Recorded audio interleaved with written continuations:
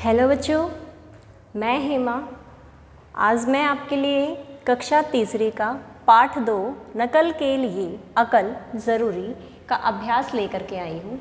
इससे पहले वाली वीडियो में हमने इसी दूसरे पाठ की कहानी को पढ़ा था और आज हम इसी पाठ के अभ्यास को समझने वाले हैं। तो ध्यान से देखिएगा इसके अभ्यास को और समझिएगा। शुरू करते हैं हम शब्दार्थ से। शब्दार्थ में पहला शब्दार्थ है झपटा। झपटा क्या होता है? हमला किया। उलझना। उलझना क्या होता है? फंसना। उलझना, फंसना। काट।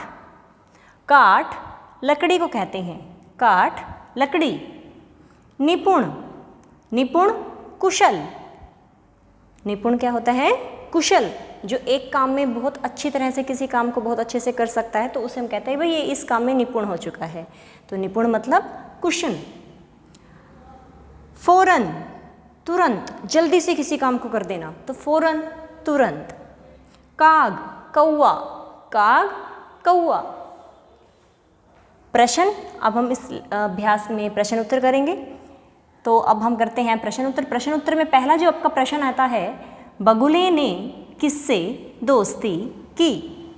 बगुले ने किससे दोस्ती की?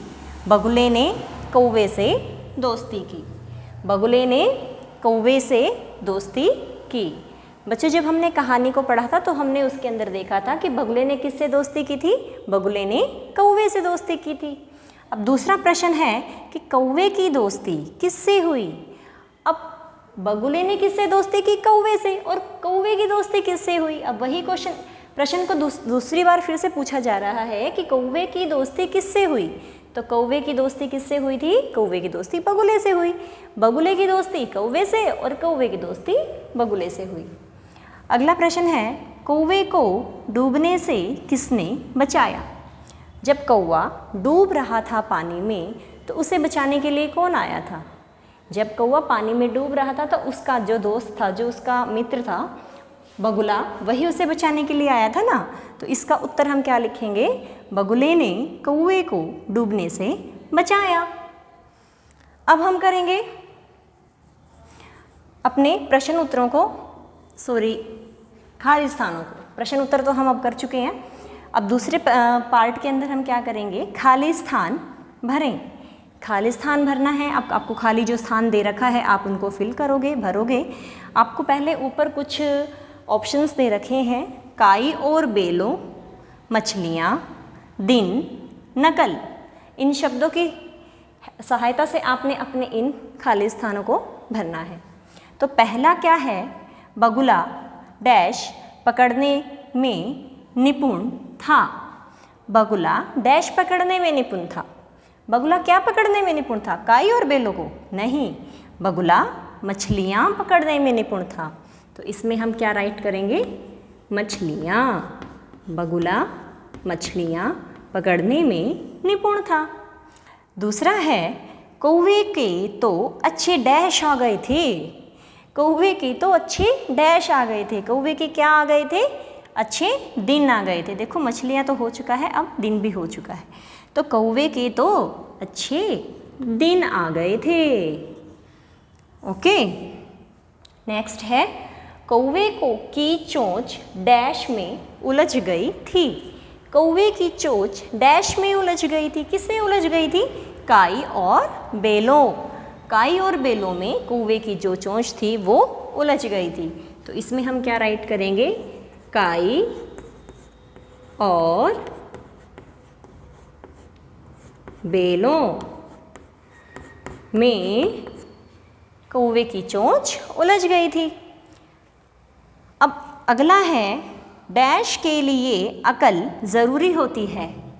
डैश के लिए अकल ज़रूरी होती है। तो जैसे अब इसका नाम भी है हमारे पाठ का कि नकल के लिए अकल ज़रूरी होती है, और हमने इस पाठ में भी यही पढ़ा है।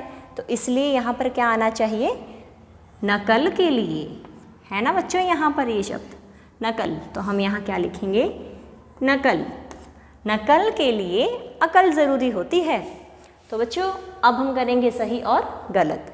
जो सही होंगे वहाँ पर हम सही का निशान लगाएंगे और जो गलत होंगे उन पर हम गलत का निशान लगाएंगे।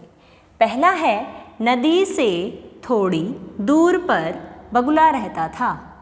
नदी से थोड़ी दूरी पर क्या बगुला रहता था? बिल्कुल रहता था, तो इस पर सही का निशान लगाएंगे हम। कौवा रोज सूरज को नमस्कार करता था। क्या कौवा रोज सूरज को नमस्कार करने आता था? नहीं आता था, तो इसीलिए क्या है, ये गलत कथन है, इसीलिए हम इस पर गलत का निशान लगाएंगे। तीसरा है, मछली पानी में डूबने लगी। बच्चों, क्या आपने देखा है, कभी ऐसा देखा है कि पानी है और पानी में मछली है, मछली पानी में डूब रही है? नहीं ना, तो पानी में तो मछली कभी डूबती नहीं है। क्यों? क्योंकि मछली तो पानी में ही रहती है, तो मछली पानी में कैसे डूब सकती है? तो इसने क्या पूछा है कि मछली पानी में डूबने लगी, हो ही नहीं सकता, तो इसीलिए क्या आ जाएगा? नहीं, यह कथन गलत है, तो हम यहाँ पर गलत का निशान लगा लेंगे। तो बच्चों, आज हमने अपनी इस वीडियो में अपने दूसरे पाठ नकल के लिए अकल ज़रूरी का पूरा अभ्यास किया, जिसमें हमने शब्दार्थ, प्रश्न उत्तर, खाली स्थान और सही गलत किए। मैं उम्मीद करती हूँ कि आपको ये बहुत अच्छे से समझ में आए होंगे। धन्यवाद।